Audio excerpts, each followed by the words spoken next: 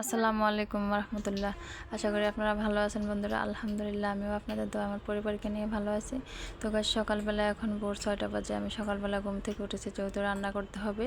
আমার এখানে সকালবেলা গ্যাস চলে যায়, তো কিছু করার নেই, রান্না তো সেরতেই হবে। তো আমি এখন রান্না করে চলে গেলাম।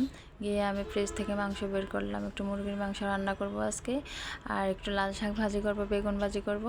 তো আমি এখন রান্নাটা চুলায় বসিয়ে দিলাম। তো আমার ভাত এক চুলাতে, তরকারি আমি বসিয়ে এখন আমি রান্নাটা সেরে দেবো। এদিকে আমি অন্যান্য বাকি টুকিটাকি কাজ ছিল, কাজগুলো আমি সেরে নিয়েছি। তো এখন সকালবেলা চিন্তা করলাম যে কী খাওয়া যায়, সকালবেলা নাস্তার জন্য কি করা যায়।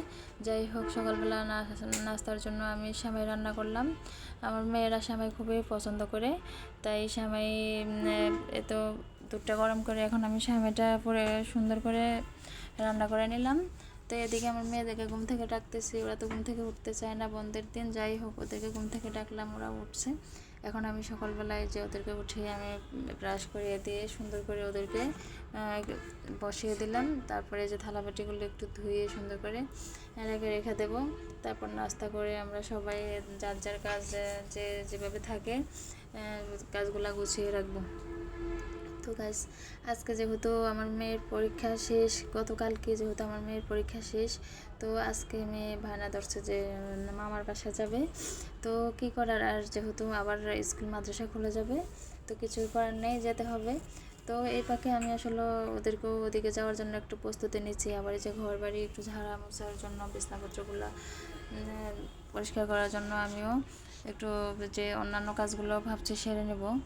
তো এদিকে আমি টেবিল মুছে এবং কাপড়গুলো সুন্দর করে গুছিয়ে আমি ড্রয়ারে রেখে দিয়েছি।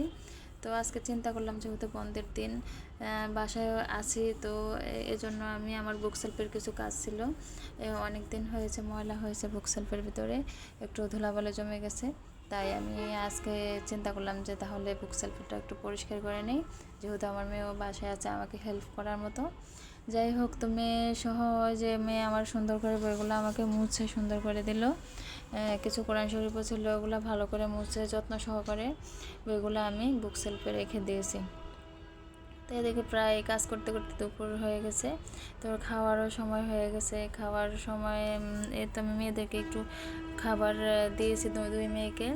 তো এদিকে খাওয়া দাওয়ার পরে আমরা কিছুক্ষণ রেস্ট নিয়ে আমরা বের হলাম ভাইয়ের বাসার উদ্দেশ্যে, যেহেতু একটু দূরে আছে, তো বাসে যেতে হবে।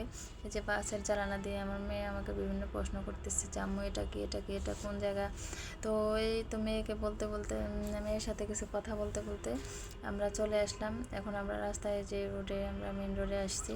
তো বাসার পাশেই, রোডের পাশেই আমার ভাইয়ের বাসা। তো ওখানে তো আমরা বাসার ভিতরে এখন ঘেটে ঢুকে গেছি।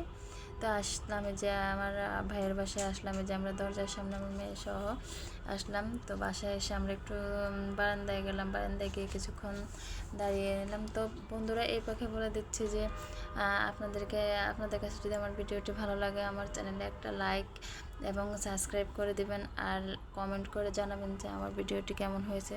যেহেতু আমি নতুন ভিডিও বানাইতেছি, এখন আমার জানি হয়তো এত বেশি সুন্দর লাগবে না বা ভালো লাগবে না আপনাদের কাছে।